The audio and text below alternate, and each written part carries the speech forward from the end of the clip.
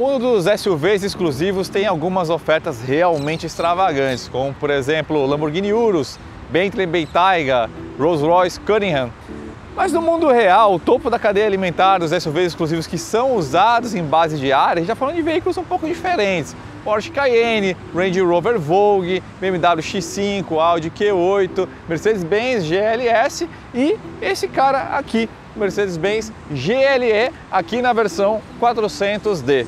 Dentro desse universo de SUVs exclusivos, eu acho essa configuração aqui particularmente interessante porque ela traz um ponto de equilíbrio muito interessante. O que eu estou querendo dizer com isso? A gente está falando de um veículo turbo diesel com todas as vantagens do preço do diesel e do consumo reduzido de combustível, mas ao mesmo tempo a gente tem uma performance muito boa aqui, um 0 a 100 na casa de 5,7 segundos, o que deixa ele muito próximo, por exemplo, do BMW X5 M50D.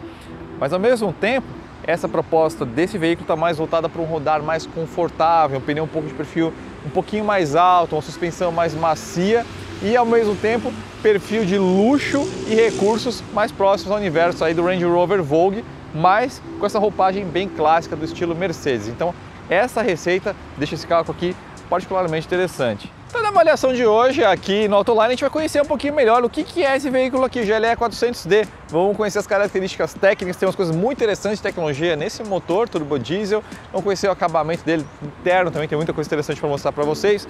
Comportamento na cidade, na estrada, enfim, aquele pacote completo que vocês gostam tanto. Vamos nessa?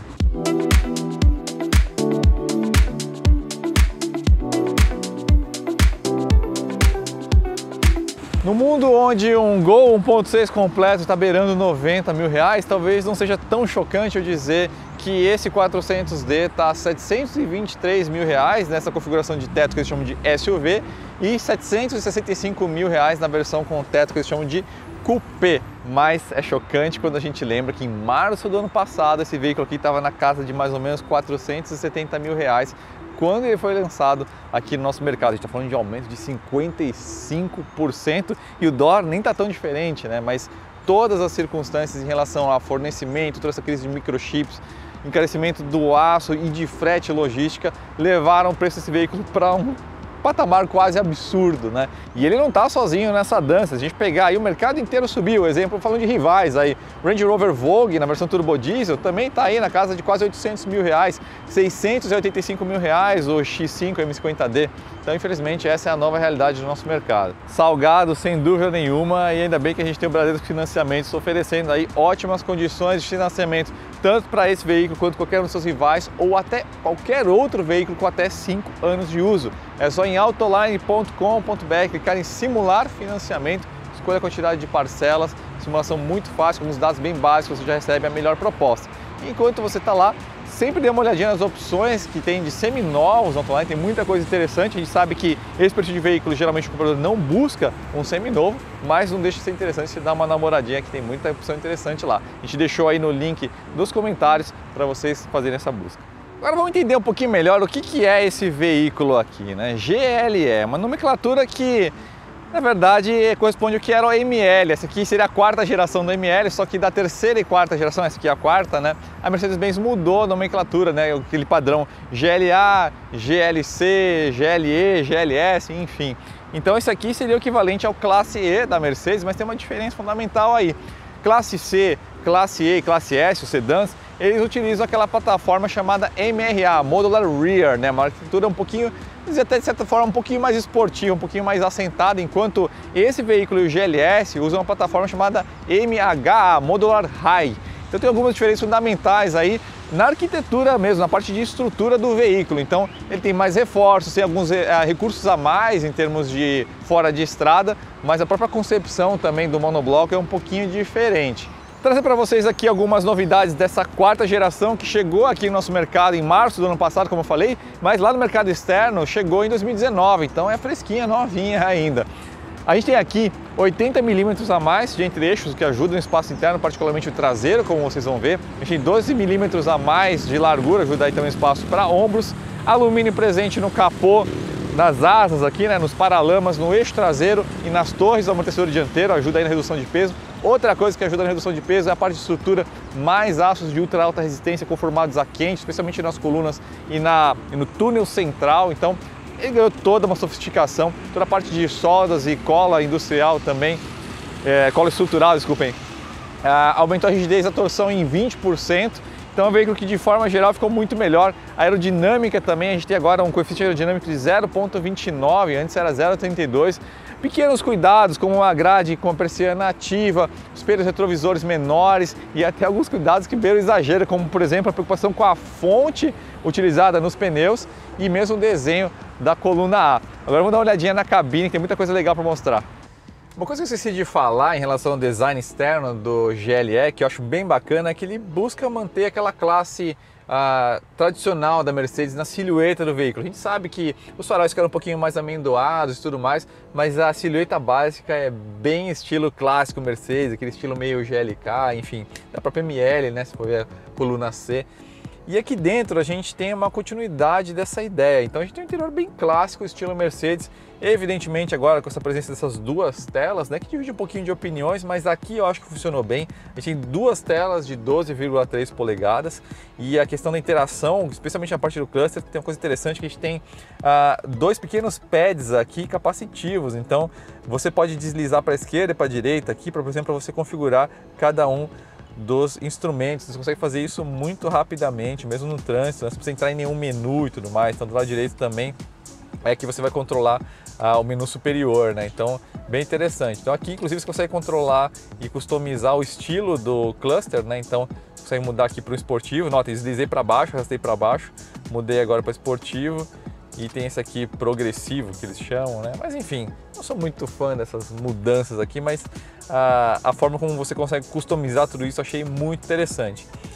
A arquitetura do painel aqui, uma coisa que eu achei bacana é que ela não segue aquele estilo, vamos dizer assim, grandioso, de elementos grandes, né, como você tem na linguagem, por exemplo, da Range Rover, né, mas ao mesmo tempo não é 100% automotiva, né, então ficou ali uma linha intermediária, né, que justamente essa continuidade da linguagem de design externo, da ML, GLE, enfim, da forma como você preferir. Mas os elementos clássicos de Mercedes estão todos aqui, então a gente tem a presença de madeira bem escura aqui, para não ficar aquela coisa um pouquinho mais envelhecida, né, tanto aqui na face do painel quanto aqui no revestimento do console, presença de couro em todos os lugares, até na parte superior, que aqui é material sintético, que a Mercedes chama de Ártico, né? Também presente aqui na porção superior das portas.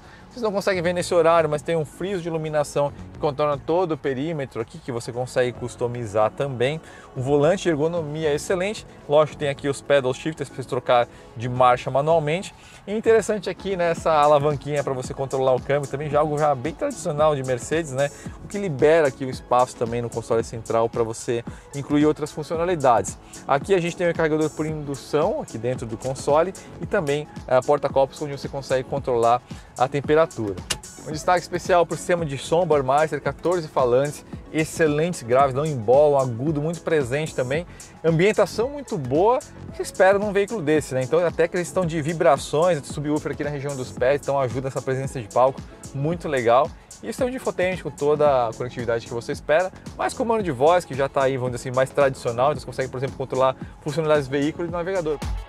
Num veículo dessa categoria também você não espera nada mais do que o melhor aqui, né? Então a gente tem um espaço traseiro excelente, mas na verdade a gente tem mais, inclusive regulagem elétrica de distância e inclinação. Agora sim a gente está no palacete, que esses 80 mm a mais permitiram 2,99 de entre-eixos. Saída de ar-condicionado aqui na coluna B, então você tem um ventinho um pouquinho mais fresco que vindo de cima. Aqui também vem ar e você consegue controlar as zonas também aqui no banco de trás. Então tem duas zonas aqui, você consegue controlar inclusive a ventilação, a intensidade da ventilação. E aqui embaixo você tem uma tomada de 230 volts, lógico, não é o padrão brasileiro, é o padrão americano ou europeu, e mais duas saídas USB-C aqui. Agora vamos olhar esse espaço dessa terceira fileira? Essa é a hora favorita de vocês, vocês virem apanhando para entrar aqui nessa terceira fileira. Então vamos lá. Mas, apesar de tudo, eu consegui me instalar aqui. Tenho 1,82 m, de uma forma emergencial para um trajeto curto, tá ok. Quando você configura nesse arranjo de 7 lugares, essa segunda fileira aqui fica mais ereta e fica um pouquinho mais para frente. Então fica um bom espaço, mas evidentemente não fica aquele palacete que a gente estava vendo agora há pouco. Mas realmente funciona como 7 lugares, dá para até levar uns adolescentes aqui, então funciona bem de fato. Porta-malas 120 litros nessa configuração de 7 lugares, 630 nessa configuração aqui de 5 lugares. Se você abaixar ali os bancos da segunda fileira, aí você vai parar em 2.055 litros. Agora vamos ver então finalmente como que o GLS se comporta na cidade e na estrada.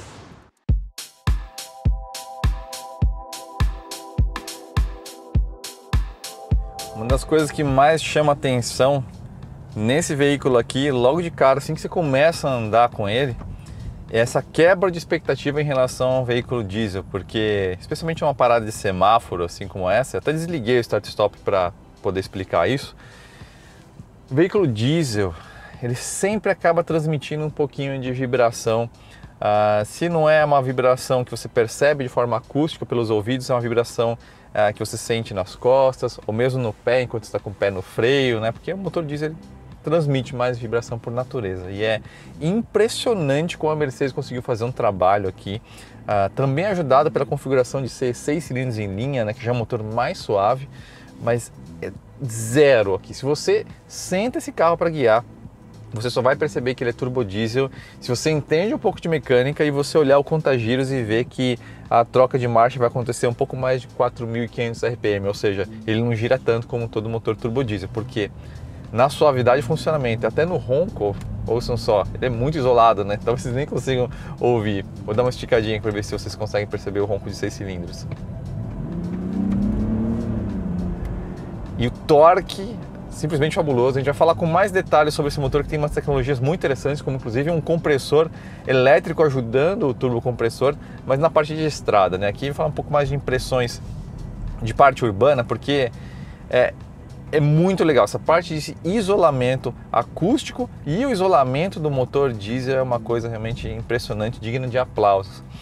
Esse veículo aqui, ele é fabricado no Alabama, nos Estados Unidos, né? O GLE, ML, enfim, é um veículo muito forte no mercado americano, é na planta de Tuscaloosa, e tem até um pouquinho da filosofia de veículo americano no sentido de conforto de ride, ou seja, de suspensão, na tratativa dos ocupantes. Então, esse é um veículo, se você olhar, ele tem uma roda aro 20, né? Mas olha só que interessante, a gente está falando de um pneu 275/50, é um perfil muito alto de pneu.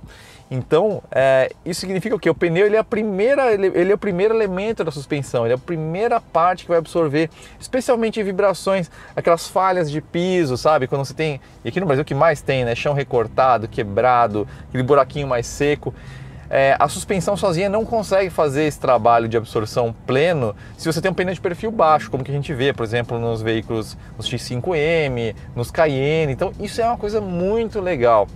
Tem gente que pode até estranhar um pouco esse pneu um pouquinho mais bifudo, mas o conforto que isso traz é sensacional. E a forma como a suspensão foi configurada aqui, realmente a pegada é conforto. Na cidade a gente percebe inclusive que, na estrada, desculpem, em elevações de ponte, você vai ver que ele até se movimenta um pouquinho mais, mas tem bastante aderência, mas tem essa característica, né? E eu acho que isso é meio que essencial para o SUV, né? Afinal, se eu quero um carro esportivo, vamos atrás de um coupé ou de um sedã esportivo, um AMG, classe C, classe E. Eu, pessoalmente, não vejo muito sentido em uma configuração muito esportiva para um SUV. Eu realmente quero isso aqui. Um conforto pleno de rodagem, isolamento acústico total. Isso também na parte de estrada a gente vai perceber bem. E a coisa interessante é esse torque todo, né? Tanto para a cidade, aquela aceleradinha, vocês já perceberam, você tem uma força da natureza aqui, né? 71,3 kgfm de torque a 1.300 rotações por minuto, né? Praticamente nada. Então você tem muita força, muito torque e um nível de consumo até interessante, né? A gente está falando aqui de veículo turbo diesel, então a gente está falando de um preço do litro próximo mais ou menos ao etanol, de certa forma, mas 8,6 km por litro, 8,6 na cidade e 12,5 por aí mais ou menos, acho que é 8,6 e 12,6 na estrada, consumo rodoviário. Então é um consumo bem interessante, né? Mas se considerar que é um veículo de 2,2 toneladas, né? Então é um veículo grande, pesado, mas são essas coisas interessantes que a configuração turbo diesel, ainda mais com essas tecnologias todas que a gente vai apresentar aqui na sequência, permitem. E falando só um complemento sobre essa parte de conforto, ainda esse carro poderia ser ainda melhor se ele viesse equipado com um equipamento opcional que tem no mercado externo, que é o sistema Airmatic, né? A suspensão a ar. Eles chamam de E-Active Body Control, né? A Mercedes adora um nome mais marqueteiro, vamos dizer assim. Mas é bem interessante esse sistema porque ele está sempre alterando as cargas da suspensão, né, dos amortecedores, que seria nessas bolsas de ar, e tem um sistema que escaneia a superfície adiante, né? Então essa tecnologia foi lançada no Classe S já faz um tempo. Então ele consegue, se você tem uma falha no piso à frente, ele consegue tratar a suspensão exatamente no momento que cada uma das rodas vai passar, para você ter o mínimo de repasse disso para a carroceria. Então realmente fica uma coisa bem interessante, muito confortável, né? E mais por outro lado, outro recurso interessante que a gente tem aqui em mãos é essa questão das câmeras 360, né, que tantos veículos têm. A gente tem aqui um botão, uma tecla, e aí o que é legal? Você consegue, mesmo com o veículo rodando aí até uns 50 km por hora, você consegue ter várias opções de visualização, né? Onde que isso é útil, por exemplo? Se você vai passar, aqui tem um veículo alto, né? O capô dele ali é meio alto. Então você vai passar, por exemplo, numa situação dessas, que eu vou fazer um retorno aqui de 180 graus, e você não tem muita certeza onde está a guia, você consegue mais ou menos ter uma ideia. Às vezes fazer uma manobra, sabe? Um posto de gasolina que tem um cone, algum obstáculo. Então isso aqui é bem interessante. Você consegue ter várias opções de visualização, né? Então isso acaba sendo útil. Provavelmente não é novidade, né? Mas é legal o fato de você conseguir ligar e conseguir rodar até aí uns 30 km por hora mais ou menos com ele totalmente ativo, né? Então vocês podem ver pela câmera, ó, vocês conseguem ver aí todo o perímetro da guia. Então eu passei bem pertinho aqui. Então isso é bem útil, bem interessante mesmo. Ó, vamos ver aqui a velocidade que desliga. É, por volta de 18 km por hora. Então, na situação que você fazer uma manobra mais lenta assim, acaba sendo útil. Agora vamos pegar um pouquinho de estrada, então, ver como é que a ML, né, o GLE, se comporta lá na rodovia.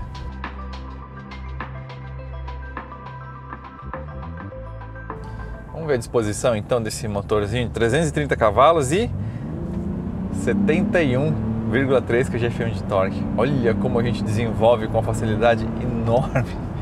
Gente, é impressionante. É muito torque. Ele troca aí mais ou menos 4.500 rotações por minuto. Mas a suavidade da entrega desse torque, a velocidade da entrega desse torque é realmente uma coisa impressionante, né? Eu senti uma certa falta de reação do câmbio. Vou deixar ele no modo Sport aqui para ver se ele reage melhor ao kickdown, né? Que é aquela ação da gente pisar no acelerador de uma vez. Vamos ver em qual momento ele reage à troca. Então vou instalar o dedo no momento que eu pisar aqui 100% no acelerador. Então vamos lá, 3, 2, 1. Já foi melhor. E o ronco ficou mais presente também. Tem um reforço digital aqui na presença do ronco. Câmbio de 9 marchas, vale lembrar.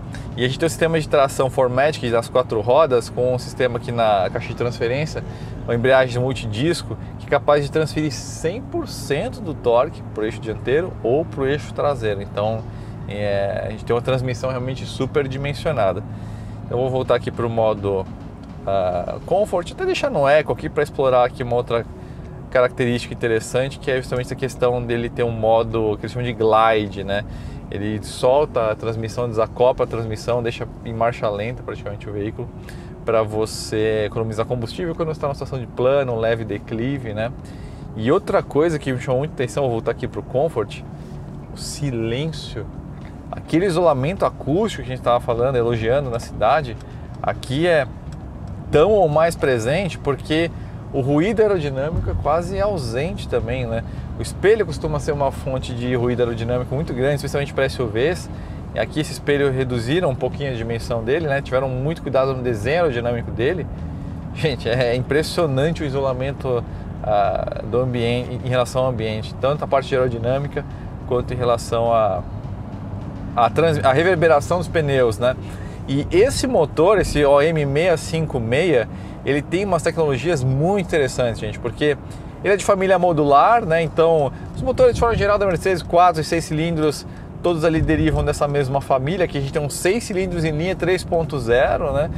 Com várias tecnologias interessantes, tudo de alumínio, comando duplamente variável, né? Tanto em relação à fase quanto em relação ao levante das válvulas, né? Mas para descomplicar aqui, até porque a parte mais interessante é a parte do turbo, porque a gente tem um turbo só aqui, mas a gente tem um compressor adicional elétrico, que eles chamam de e-booster, a tecnologia da BorgWarner de 48 volts, e que ele atua de forma sequencial, mais ou menos que nem quem é das antigas vai lembrar do sistema aí turbo, por exemplo, do Porsche 959, do Toyota Supra antigo, né, o Mark IV.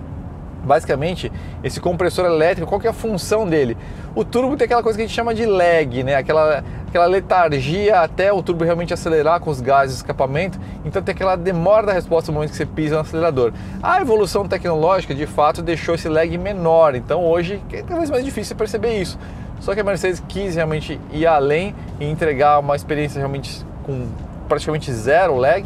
Então você tem a presença desse compressor elétrico que ele vai atuar, né, ele alimentando com ar, com sobrealimentação o motor, só no momento que você dá aquela pisada, que você faz a solicitação de carga no pedal da direita, e aí nesse momento inicial ele atua.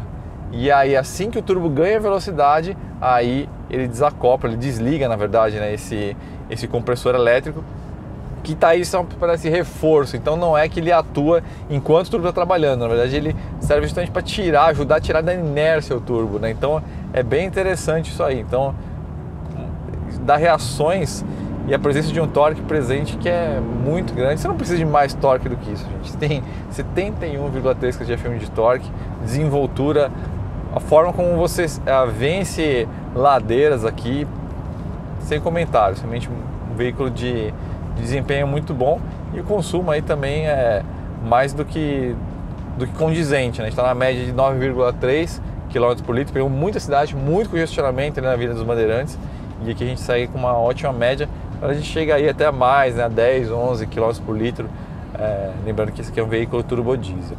Eu sei que quando você pega um veículo esportivo muito bom, um veículo, um SUV muito bom, veículos de alto padrão, fica fácil o nosso trabalho, né? Mas lógico, a gente, ao longo da história, tanto o Autoline quanto o Flatout, a gente já pegou aí veículos com características que não, realmente poderia ser melhor, né? Mas aqui, de fato, tava até pensando, olha, a única coisa que eu senti falta para um veículo dessa categoria é o sistema de refrigeração e aquecimento dos bancos. Eu até achei estranho não ter, porque de resto, essa proposta que o GLE 400D traz, eu acho muito mais coerente do que esses SUVs esportivos de grande potência, com pneu de perfil baixo, suspensão meio dura. Eu não acho que é isso que você mais quer no SUV. Você quer isso aqui, um veículo confortável, que vai pegar uma ondulação e vai te tratar super bem. Você vai pegar um piso péssimo no asfalto na cidade e você vai andar com muita tranquilidade. Um pneu que vai ajudar com o perfil alto a absorver tudo melhor. E esse era um baita do negócio em março do ano passado, quando ele custava menos de 500 mil, né? Casa de 470 mil. Hoje, a mais de 700 mil, realmente não tem como defender um valor desse, né? Mas essa é a realidade do mercado atual. Então a gente fica naquela situação, fala, olha, você tem a condição, o veículo é excelente, o mercado está desse jeito agora. Aí depende muito do quando que você quer fazer um aporte desse, um investimento para um veículo dessa categoria. Mas uma coisa eu asseguro, em termos de qualidade de entrega, em relação ao que a gente vê na concorrência, para o que você procura no SUV, se é um SUV que realmente está procurando, pode ir de olho fechado, que o GLE 400D realmente é uma das melhores opções que tem no mercado hoje. Então é isso, pessoal. No meio dessa neblina de São Bernardo, a gente vai se despedindo dessa. Se você não é assinante aí no canal Autoline, assine, ajuda a gente a chegar e passar dos 100 mil inscritos. E siga a gente também, o Autoline, aí, tanto no Facebook quanto no Instagram. Certo, pessoal? Então é isso, a gente se vê numa próxima e fiquem atentos que Commander tá vindo por aí no canal do Autoline. Um abraço e obrigado.